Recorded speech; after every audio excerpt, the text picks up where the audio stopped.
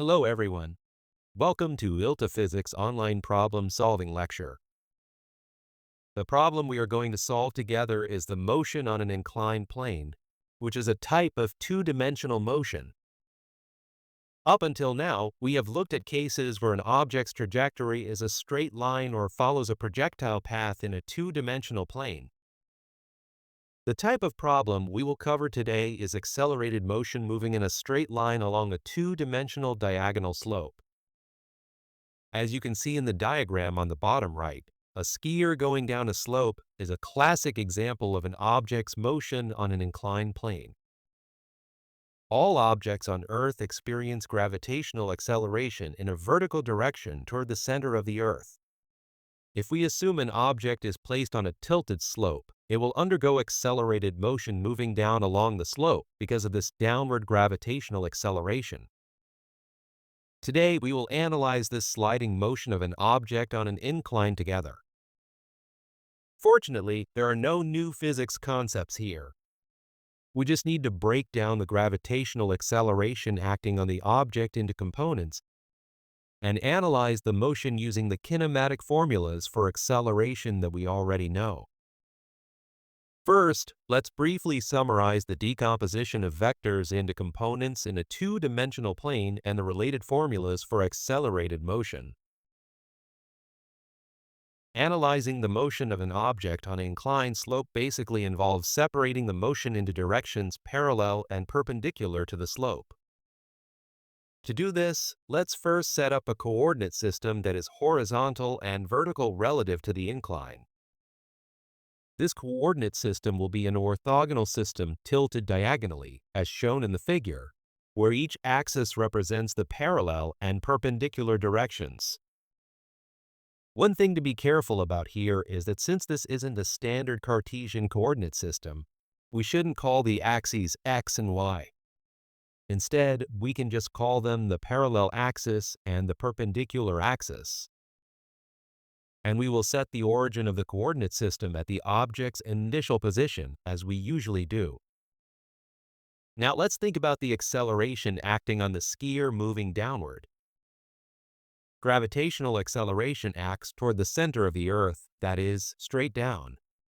Because of this downward gravity, the object moves to a lower position along the slope. Therefore, the gravitational acceleration acting straight down can be divided into a component parallel to the direction the object moves and a component perpendicular to the slope. If we assume the slope doesn't collapse under the object's weight, the object on the incline has no choice but to move along the slope. So, to analyze this motion, we only need to use the acceleration in the parallel direction. In other words, we can analyze it exactly like an object undergoing linear acceleration in a horizontal direction. As shown in the diagram on the right, if we zoom in on the gravitational acceleration acting on the object and find the acceleration appearing in the direction parallel to the slope, we can see that it becomes g times sine theta according to trigonometric properties. Of course, the magnitude of the acceleration acting perpendicular to the slope is also g times cosine theta. However, since the object does not move in the direction perpendicular to the slope, this acceleration has no effect on the object's motion at all. Therefore, we can simply analyze it as one-dimensional accelerated motion with acceleration parallel to the slope. Now, the rest of the problems can be solved using the standard formulas for one-dimensional accelerated motion. To briefly summarize linear accelerated motion, the change in velocity is calculated as the product of acceleration and the time elapsed. Therefore, the final velocity is the sum of the initial velocity and the change in velocity.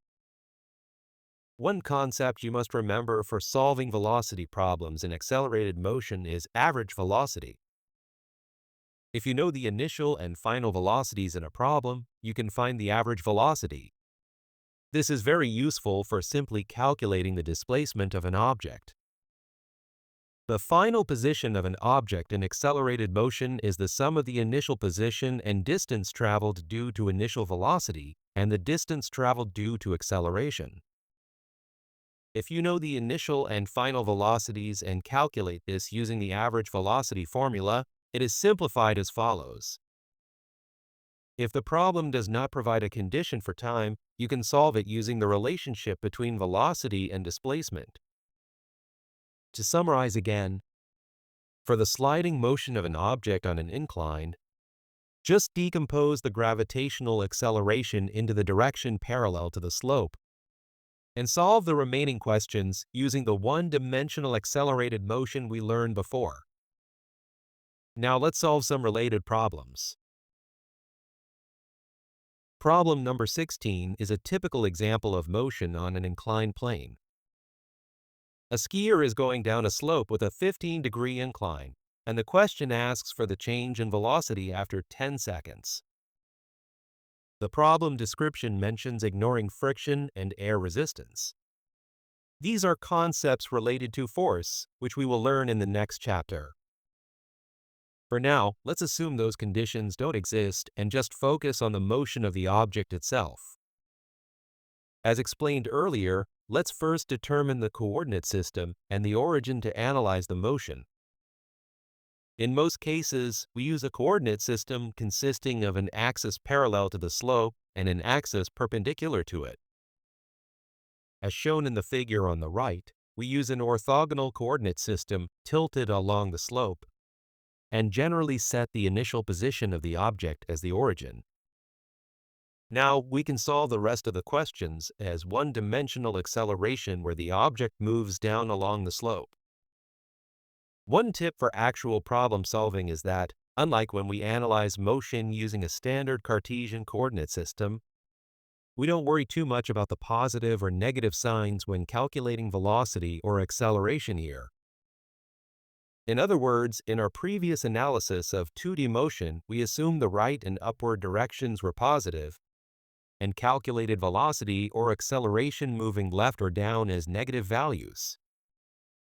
However, in inclined plane problems, the coordinate system is tilted, so the object isn't moving exactly right, left, up, or down. Therefore, when solving actual problems, it's more convenient to understand the direction of motion through the diagram and just use positive values for the magnitudes during calculations. Now, let's get back to the skier going down the slope. The magnitude of the acceleration in the parallel direction is calculated as gravitational acceleration pointing straight down times sine 15 degrees, which equals 2.54 meters per second squared. Therefore, using the velocity formula, the final velocity after 10 seconds becomes 25.4 meters per second. As we did when solving the problem just now, please keep in mind that we did not use negative values to account for the direction of gravitational acceleration or the object's motion. Instead, notice that we simply use the magnitude of gravitational acceleration to calculate the magnitudeo of the acceleration component parallel to the inclined plane. To put it simply, because the coordinate system is tilted on an incline, it's easier to just look at the diagram and calculate the magnitude itself. Even if you analyze the same problem as the skier going down toward the right, you get the same result. As shown in the figure below, when going down to the right, you can think of an orthogonal coordinate system tilted to the right according to the direction of motion. If you calculate only the magnitude of the component of gravitational acceleration parallel to the slope, you can multiply by sine 15 degrees using the left-right triangle as seen in the figure. Or you can calculate it by multiplying gravitational acceleration by cosine 75 degrees using the right side right triangle. The important thing to understand here is that it is much simpler to understand the direction through the diagram and just calculate the magnitude of the velocity.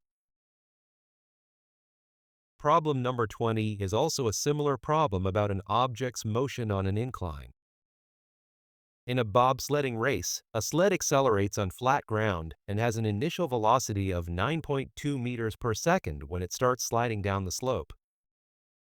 The slope is tilted downward at 6 degrees, and the question asks what the velocity is after the first 100 meters.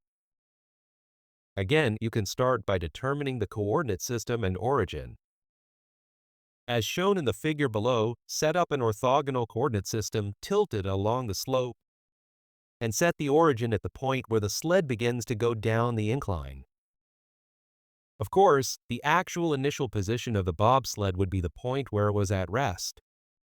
However, since the problem tells us the velocity when it starts going down the slope after running on flat ground, it's more convenient to set the start of the slope as the origin.